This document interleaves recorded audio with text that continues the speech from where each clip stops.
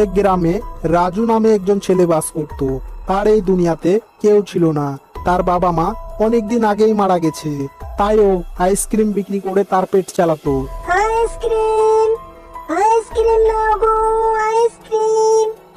আরেকদিন হঠাৎ প্রচন্ড বর্ষার চাপে সেই গ্রামে বন্যা এসে যায়। এর ফলে রাজুর বাড়ি আর তার আইসক্রিমের গাড়িটাও বন্যার জলে ভেসে যায়। আর রাজু অনেক কষ্টে কোনো রকম তার প্রাণ বাঁচিয়ে উঁচু জায়গায় এসে যায়। হে আল্লাহ, আমার কি সর্বনাশ হয়ে গেল। আমার সব শেষ হয়ে গেল। আমার ঘরের পাশাপাশি আমার আইসক্রিমের গাড়িটাও জলে ভেসে গেল। এবার আমি কি করব?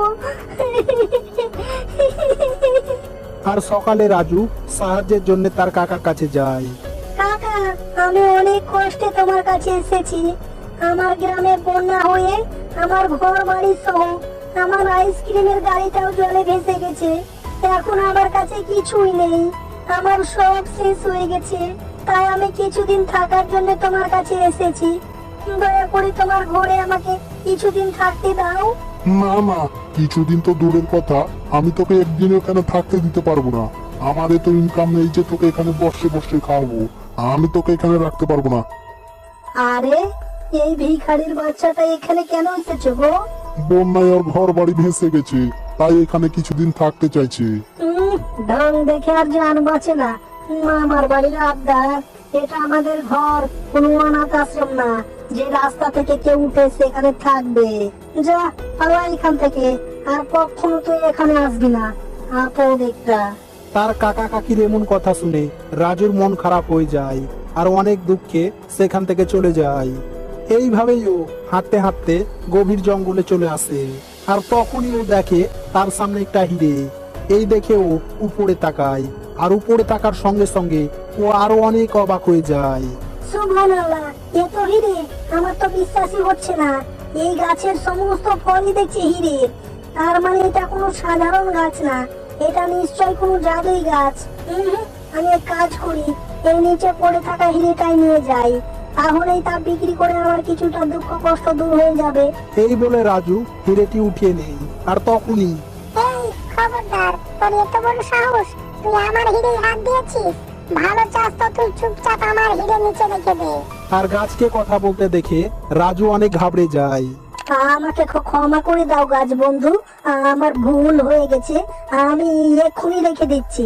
এই বলে রাজু হিরেটা রেখে দিয়ে সেখান থেকে যেতে শুরু করে। আর রাজুকে তো দুঃখী দেখে জাদুই গাছের অনেক মায়া হলো। এই দাঁড়াও, তুমি এত দামি হিরে আমার কথা মতো চুপচাপ নিচে রেখে চলে যাচ্ছ, মানে তুমি নিশ্চয়ই খুব ভালো মানুষ। কিন্তু তোমাকে দেখে অনেক দুঃখী মনে হচ্ছে। কি হয়েছে তোমার, আমাকে খুলে বলো। কি বলবো গাছ বন্ধু, আমি ছোটতেই আমার বাবা মা মারা গেছে। এরপর আমি অনেক কষ্টে আইসক্রিম বিক্রি করে কোন রকম আমার পেট চালাচ্ছিলাম। কিন্তু একদিন হঠাৎ বন্যার জল এসে আমার ঘর বাড়ি সহ আমার আইসক্রিমের গাড়িটাও ভাসিয়ে নিয়ে যায়। এরপর আমি অনেক দুঃখী হয়ে আমার কাকা কাকির কাছে যাই কিছু সাহায্যের জন্য।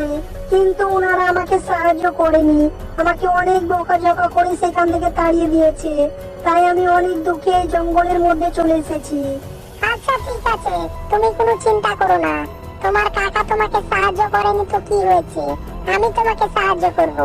এই বলে জাদুই গাছ তাকে অনেকগুলো হিরে দেয়। এই নাও, তুমি আমাকে বন্ধু বলে ডেকেছো, তাই বন্ধুর মর্যাদা রাখতে আমি তোমাকে অনেক হিরে দিলাম। তুমি এই সমস্ত হিরেগুলো নিয়ে যাও।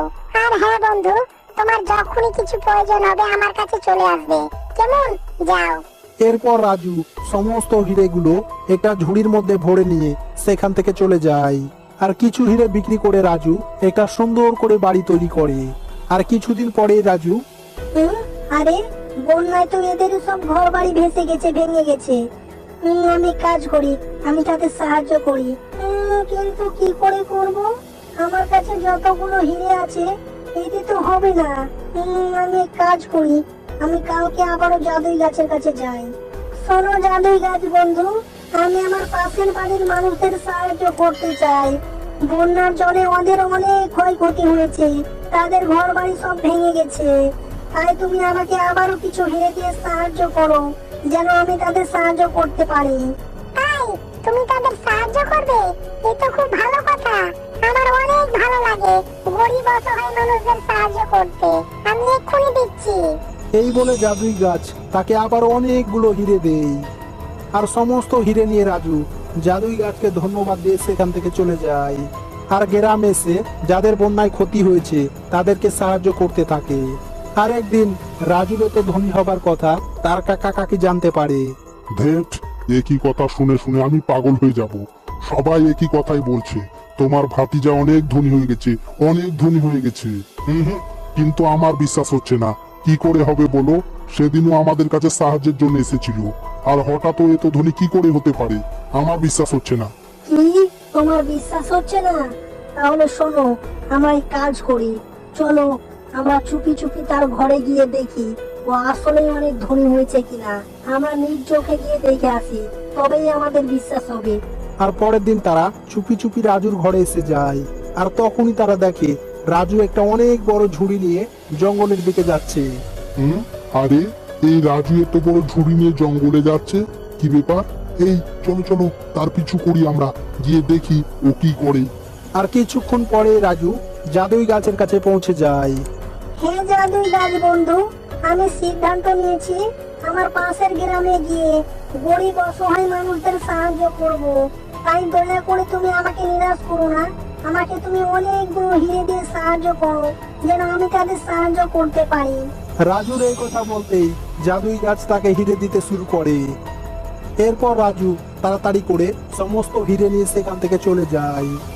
আরে, এ তো চমৎকার ব্যাপার। ওর কাছে হিরে চাইলেই ও হিরে দিচ্ছে। তাহলে এবার তো আমাদেরও কপাল খুলে গেল গো। চলো চলো, তার কাছে আমরাও কিছু হিরে চেয়ে নিয়ে আসি, তাহলে আমরা অনেক ধনী হয়ে যাব। কি বলো? চলো চলো, তাড়াতাড়ি চলো। হে জাদুই গাছ, দয়া করে তুমি আমাকে সাহায্য করো। আমি অনেক গরিব মানুষ, ঠিক মতো খেতে পাই না। দয়া করে তুমি আমাকে কিছু হিরে দিয়ে সাহায্য করো।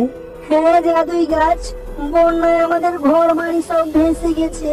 এবার আমাদের পথে বসতে হবে, আমাদের সব শেষ হয়ে গেছে। দয়া করে আমাদের তুমি সাহায্য করো। তাদের এই কথা শুনে জাদুই গাছ তাদেরকে কিছু হিরে দেয়। আর সমস্ত হিরে নিয়ে তারা তাদের ঘরে এসে যায়। দেখ, আমি কিছু হিরে চাইলাম বলে এ তো অল্প হিরে দিল, আর রাজুকে তো ঝুড়ি ভর্তি হিরে দিয়েছে। না না, এ তো কম হিরেতে আমার পোষাচ্ছে না। আমি এক কাজ করব, কাল আমি একটা কুড়াল নিয়ে যাব, আর জাদুই গাছকে কেটে তার সমস্ত হিরে নিয়ে চলে আসব। তাহলে আমি এই গ্রামের সবচাইতে ধনী মানুষ হয়ে যাব। এই ভেবে ও পরের দিন একটা কুড়াল নিয়ে এসে জাদুই গাছকে কাটতে শুরু করে। এই, তোর এত বড় সাহস, তুই আমাকে কাটতে এসেছিস? আমি সেদিনকে তোকে ভালো মানুষ ভেবে সাহায্য করেছিলাম, আর তুই এর প্রতিদানে আমাকে আজ কাটতে এসেছিস? এই শুন, ভালো চাস তো চুপচাপ এখান থেকে চলে যা বলছি। কি, তুই আমাকে ভয় দেখাচ্ছিস? আমি যাব না। যতক্ষণ না তোকে কেটে তোর সমস্ত হিরে নিয়ে যেতে না পারছি, ততক্ষণ আমি এখান থেকে যাব না। দেখি তুই আমার কি করতে পারিস। এই বলে ও যখনই জাদুই গাছকে কাটতে যাবে তখনই জাদুই গাছ অনেক রেগে গিয়ে তার জাদুই শক্তি দ্বারা তাকে মূর্তি বানিয়ে দেয়। আর পরের দিন জাদুই গাছের কাছে রাজু আসে। আরে কাকা, কাকার অবস্থা এমন কি করে হলো? জাদুই গাছ, কাকার অবস্থা এমন কি করে হলো? কি কি বলছো বন্ধু? এটা তোমার কাকা? ও তো অনেক লোভী। এর আগে আমি ওকে সাহায্য করেছি, কিন্তু ও লোভে পড়ে আমাকে কেটে আমার সমস্ত হিরে নিয়ে যেতে চেয়েছিল। তাই আমি আমার জাদুর শক্তি দ্বারা তাকে মূর্তি বানিয়ে দিয়েছি। না না জাদুই গাছ বন্ধু, দয়া করে তুমি তোমার জাদুর শক্তি তার উপর থেকে ফিরিয়ে নাও। আমি জানি জাদুই গাছ, ও আমাকে অনেক ঘৃণা করে, তবু আমি তার এমন অবস্থা দেখতে পারছি না। দয়া করে তুমি তাকে ঠিক করে দাও। আচ্ছা ঠিক আছে বন্ধু, আমি এক্ষুনি তাকে ঠিক করে দিচ্ছি। এই বলে জাদুই গাছ তার জাদুই শক্তি দ্বারা তাকে আবারও সাধারণ মানুষ বানিয়ে দেয়। এই দেখো, তুমি যাকে ঘৃণা করো তার জন্যই আজকে তোমার প্রাণ বেঁচে গেল। রাজু বেটা, তুমি আমাকে ক্ষমা করে দাও। আমি তোমার প্রতি অনেক জুলুম করেছি, তোমাকে অনেক কষ্ট দিয়েছি। এরপরেও তুমি আমার প্রাণ বাঁচালে।